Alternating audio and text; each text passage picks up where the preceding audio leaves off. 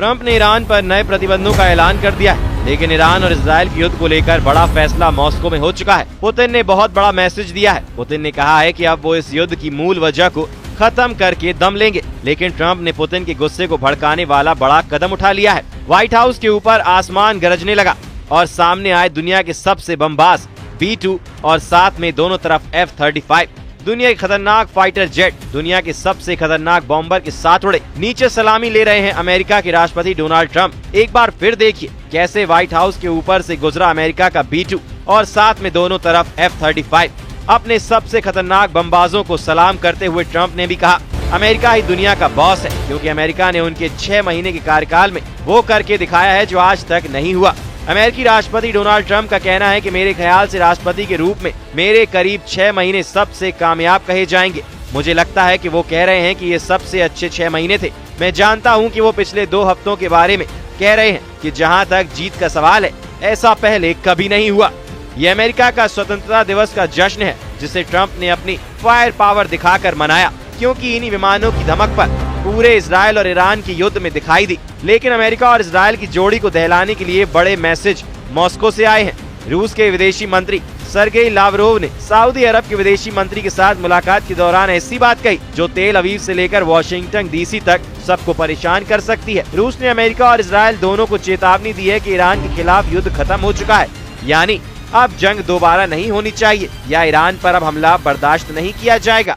उधर रूस के विदेश मंत्री सर्गेई लावरोव का दावा है कि हम अभी भी इस युद्ध के मुद्दे को अकेला नहीं छोड़ना चाहते, ताकि हालात फिर खराब ना हो। युद्ध करने वाली पार्टी अब भी पश्चिम एशिया में सक्रिय है। हम इजराइल के नेतृत्व का प्रतिनिधित्व करने वालों में से कई तरह की बातें सुन रहे हैं। मैं उम्मीद करता हूं कि यूरोप के देश जिन्होंने IAEA बोर्ड ऑफ डिफेंस के सत्र में बहुत जल्दी में ईरान विरोधी फैसलों को बढ़ावा दिया, जबकि इसकी जरूरत महसूस नहीं की जा रही थी, वो देश अपनी जिम्मेदारी को समझेंगे।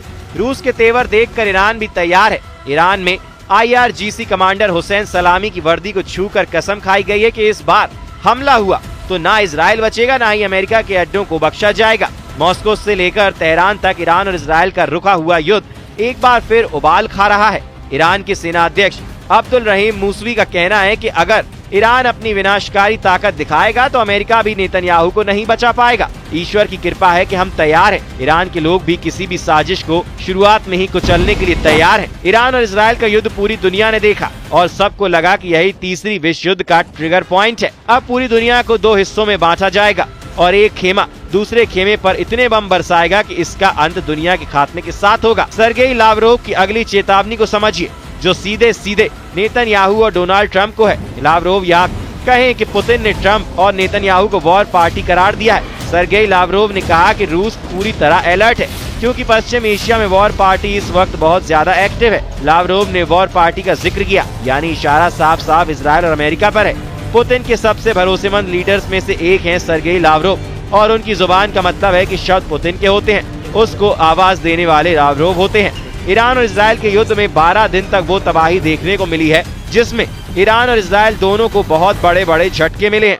रूस ने कहा है कि अब इजराइल की तरफ से जिस तरह की बातें सामने आ रही हैं, उससे साफ है कि युद्ध का खतरा टला नहीं है। अमेरिका और इजराइल के खिलाफ अब रूस खुलकर ईरान के समर्थन में आगे आ रहा है। रूस बता रहा है कि ईरान के खिलाफ एक अंतर्राष्ट्रीय साजिश रची गई और इस साजिश को लॉन्च करने में यूरोप के देशों ने अंतर्राष्ट्रीय परमाणु ऊर्जा एजेंसी को अपना जरिया बनाया। ईरान के खिलाफ अब इजराइल ने 13 जून को हमला किया था, तब उसने IAEA के प्रस्ताव को ही बहाना बनाया था और इसी को हथियार बनाकर ट्रंप ने भी अचानक बातचीत से पलटी मारी और इजराइल को पूरा समर्थन देने के साथ 22 जून को ईरान के परमाणु ठिकानों पर स्ट्राइक भी कर दी।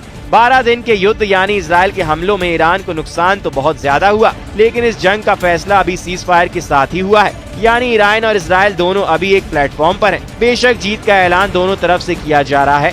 दुनिया तेल अवीव से लेकर हाइफा और इजराइल के बाकी शहरों पर ईरान के मिसाइल हमले भी देख चुकी है। क्या ऐसा युद्ध दोबारा शुरू होने का खतरा नजर आ रहा है? क्योंकि पुतिन ने इजराइल और अमेरिका के इन्हीं तेवरों को लेकर साफ शब्दों में धमकाया है। अब सवाल है कि रूस को ऐसा क्यों लग रहा है कि इजराइल और ईरान का युद्ध फिर से शुरू होने वाला है। ईरान की सेना के चीफ ऑफ स्टाफ ने कहा कि उन्हें शक है कि इजराइल सीज फायर का उल्लंघन जरूर करेगा और उसके साथ ही हैरान रह जाएंगे। 12 दिन के युद्ध के दौरान इजराइल के हमलों में ईरान के 935 लोगों की जान गई। इनमें उसके कई सैन्य कमांडर और वैज्ञानिक भी शामिल थे। तेहरान में IRGC के कमांडरों की याद में एक साथ सभा हुई। खास तौर से IRGC चीफ हुसैन सलामी को याद किया गया। ईरान की सेना अपने बड़े बड़े कमांडरों को खोने के बाद एक बार फिर से मजबूत दिखना चाहती है। इस बार ईरान की वार्निंग इजराइल के साथ साथ अमेरिका यानी डोनाल्ड ट्रंप को भी है और वार्निंग बहुत साफ है कि जिस तरह की मिसाइल वाली आतिशबाजी तेल अवीव और हाइफा ने देखी है, वैसे ही हमले खाड़ी में मौजूद इजराइल के सभी साथियों पर भी होंगे और इनमें ईरान इस बार कोई कोताही नहीं करेगा। ट्रंप भले ही अमेरिका का स्वतंत्रता दिवस मना रहे हो, लेकिन पुतिन का साथ मिलने के बाद ईरान के कमांडरों की वार्निंग को हल्के में लेना बड़ी गलती होगी।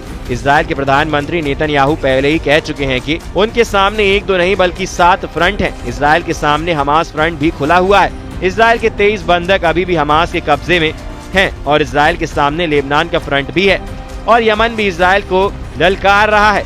ये यमन की राजधानी सना की तस्वीर है जिस पर अमेरिका और इजराइल का हमला किसी वक्त हो सकता है। ऐसी वार्निंग बार बार दी जा रही है, लेकिन यमन में इजराइल को सबक सिखाने की आवाज तेज होती जा रही है। राजधानी सना में हजारों लोग इकट्ठा हुए और गाजा पर बमबारी रोकने के लिए इजराइल को वार्निंग जारी की गई। साफ नजर आ रहा है कि गाजा को लेकर इजराइल ईरान से लेकर यमन कई मोर्चों के निशाने पर है, क्योंकि ईरान इजराइल का युद्ध बेशक रुक गया है, लेकिन गाजा पर इजराइल की बमबारी अब भी जारी है और इस बमबारी में 57,000 से ज्यादा लोगों की मौत हो चुकी है। गाजा के बचे कुचे अस्पतालों में घायलों का आना लगातार जारी है। गाजा के हालात बता रहे हैं कि असली लड़ाई तो अभी बाकी है, क्योंकि जून का महीना इजराइल की सेना के लिए भी बहुत खराब साबित हुआ है।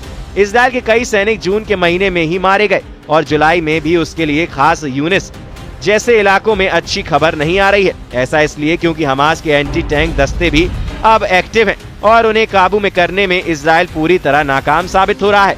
ऐसे में नेतन्याहू का फोकस फिर से ईरान पर नजर आ रहा है। अगर ऐसा होता है तो ईरान के साथ सीजफायर टूटने का खतरा बढ़ जाएगा।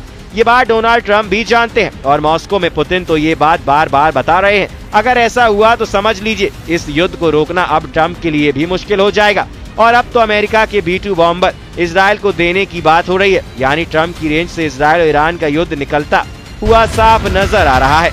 अगर ट्रंप अपना सबसे खतरनाक बॉम्बर इजराइल के हवाले कर देते हैं तो समझ लीजिए कि ईरान के लिए बचाना आसान नहीं होगा, क्योंकि फिर दैत्य रूपी ये बम वर्षक वहाँ बंकर बस्टर की बारिश करेगा जहाँ नेतन्याहू चाहते हैं।